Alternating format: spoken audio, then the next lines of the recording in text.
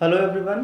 In this video we are going to read the first section of 6th unit and it's related to history. ये पूरा का पूरा unit है वो history के बारे में है, हिस्ट्री से जुड़ा हुआ है.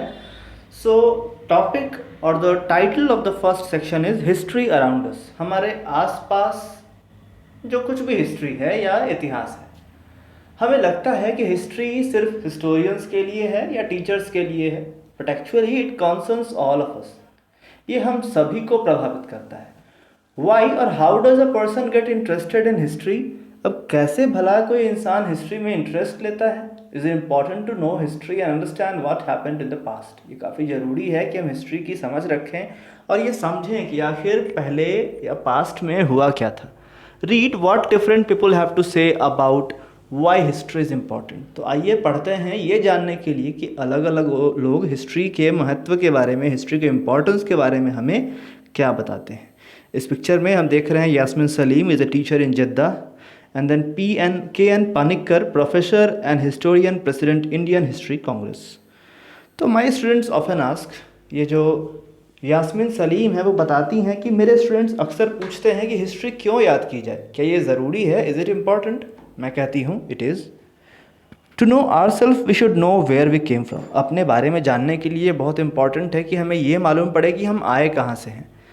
What makes us human is a result of our past experience. हम अगर इंसान हैं, हमारे भीतर इंसानियत है, तो ये हमारे पास्ट एक्सपीरियंसेस के बल पे है, चाहे वो अच्छी हो या बुरी. Nations and people acquire their identity because of their histories. कोई भी राष्ट्र, कोई भी इंसान अपने आप को एक पहचान दे पाता है अपने हिस्ट्री के ही कारण. Studying history enables us to understand different cultures and how the world came to be. History को पढ़ के ही हम इस योग्य बन पाते हैं कि हम समझ सकें अलग अलग कल्चर्स को और कि ये वर्ल्ड कैसे आखिरकार आया, ऐसा हुआ. By learning about the cause and effects of events, we learn to deal with conflicts among nations and avoid making the same mistakes of the past. इन जो कुछ भी इंसिडेंट्स हमारे लाइफ में हुए आए हैं, हमारे पास्ट में होते आए हैं, उन सभी से सीख लेते हुए हम अक्सर ही इन कॉन्फ्लिक्ट्स, मतलब जो डिसएग्रीमेंट्स हैं, डिफरेंसेस हैं ओपिनियंस के, उनको भी सुलझा पाते हैं. और साथ में ये भी कोशिश होती है कि हम उन मिस्टेक्स को दोबारा ना दोहराएं. जैसा कहा जाता है, those who fail to learn from history are doomed to repeat it. मतलब जो अपने इतिहास से सबक नहीं लेते हैं, उन्हें फिर वही चीज़ें निश्चित तौर पर भुगतनी पड़ती हैं. The ideas, traditions and events of past are connected and merged into the present in various ways. ये जो आइडियाज़ हैं, ये जो ट्रेडिशंस हैं, ये जो इवेंट्स हैं हमारे पास्ट के, वो काफ़ी हद तक हमारे साथ मिक्स्ड हो चुके हैं हमारे वर्तमान से कई तौर तरीक़ों में. Understanding the interaction is the study and writing of history. यही इंटरेक्शन, यही जो घुलना मिलना है आपस में पास्ट का और प्रेजेंट का, is that what we read in the form of history.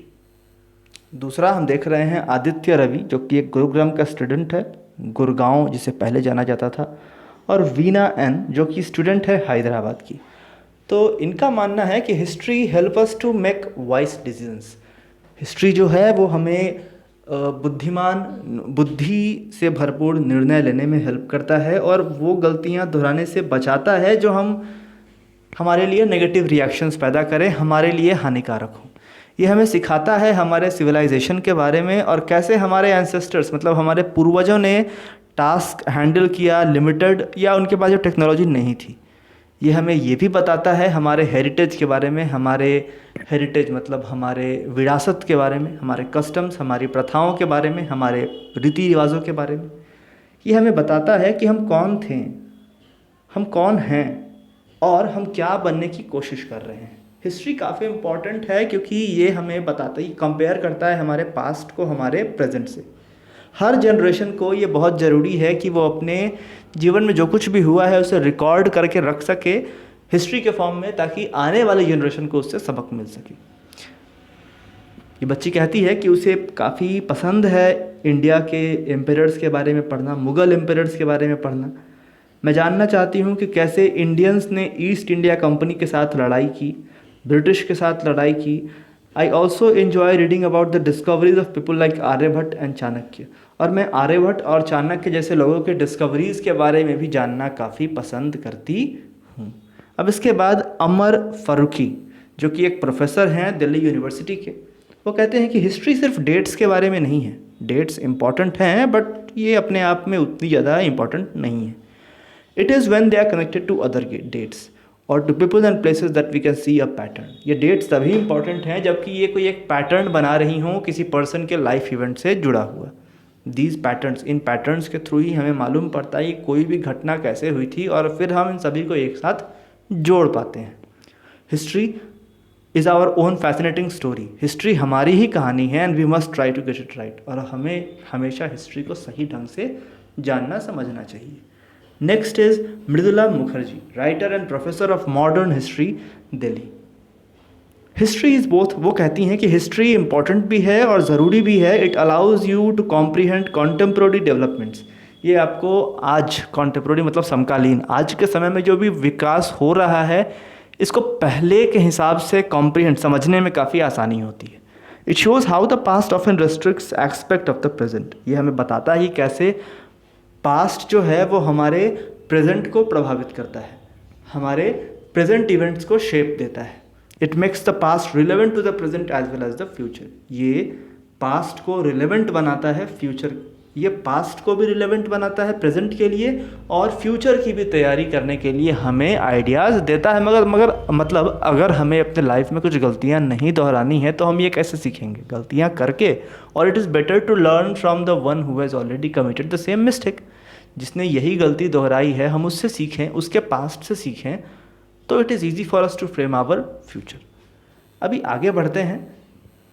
It is we Shriram, जो कि राइटर हैं, कल्चरल एंड पॉपुलर हिस्ट्री के, म्यूज़िक लवर हैं और ये चेन्नई से हैं। वो कहते हैं कि हिस्ट्री इंपॉर्टेंट है, ये काफ़ी ज़रूरी है कि हम हिस्ट्री के बारे में जानें so that we do not repeat the mistakes of the past, ताकि हम लोग भूतकाल की गलतियों को दोबारा नहीं दोहरा सकें। एंड इफ वी न्यू, अगर हमें पता है कि हमारा पास्ट क्या था, हम लोग अपने आप को बेहतर समझ पाएंगे what we have to do differently in order to improve और मैनेज आवर फ्यूचर। अगर हम अपने इतिहास को सही ढंग से समझ पाएंगे तो अपने प्रेजेंट और अपने फ्यूचर को सही बना सकते हैं। जैसे कि हर एक वॉर इसेंशियली एक वॉर होती है एक्सपेंशन के लिए, मतलब विस्तार के लिए, खुद की संपदा, खुद के ज़मीन को बढ़ाने के लिए, लेकिन इसमें काफ़ी लोगों का नुकसान होता है। और हर लड़ाई में जो मरते हैं वो कौन होते हैं? वो निर्दोष होते हैं, वो इनोसेंट्स होते हैं। A lot of our present problems come from not paying attention to or forgetting the way things were in the past. हमारी काफ़ी सारी परेशानियां सिर्फ इस कारण से हैं कि हम ये भूल चुके हैं कि हमारा पास्ट कैसा हुआ करता था और हम अपने पास्ट लाइफ को कैसे एंजॉय किया करते थे, हमारे एंसेस्टर्स कैसे एंजॉय किया करते थे। Now read how history inspired V. Sriram, an engineer, to become a writer. अभी यहाँ पे एक डॉक्यूमेंट्री है कि किस तरीके से वी श्रीराम ने, एक इंजीनियर थे वो, लेकिन उन्होंने एक राइटर बनने को इंस्पायर किया,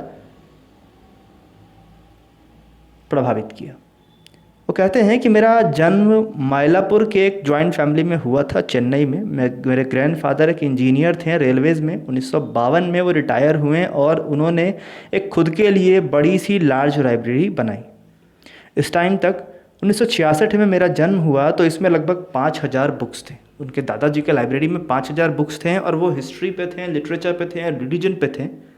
you could not escape these books at home. आप इन बुक्स से घर पे बच नहीं सकते थे। वे they were all over the place, वो हर जगह बिखरी पड़ी थी। And on practically every page there were his comments and underline notes and words that he had looked up in the dictionary. और लगभग हर पेज में उन्होंने कुछ वर्ड्स जो उन्हें नहीं पता थे उसकी मीनिंग के लिए उन्होंने अंडरलाइन कर रखा था। मेन बुलेटिन्स जो थे उन्होंने बना रखे थे। जब हम लोग यंग थे तो हमारे कज़न और मैं, हालांकि हमें कुछ समझ नहीं था कि उसमें होता क्या था, हम लोग उन फोटोग्राफ्स को देखते रहते। We like the feel of the books and gradually begin reading them. हमें बुक्स को ऐसा करना अच्छा लगा और हमने उन्हें पढ़ना भी शुरू कर दिया।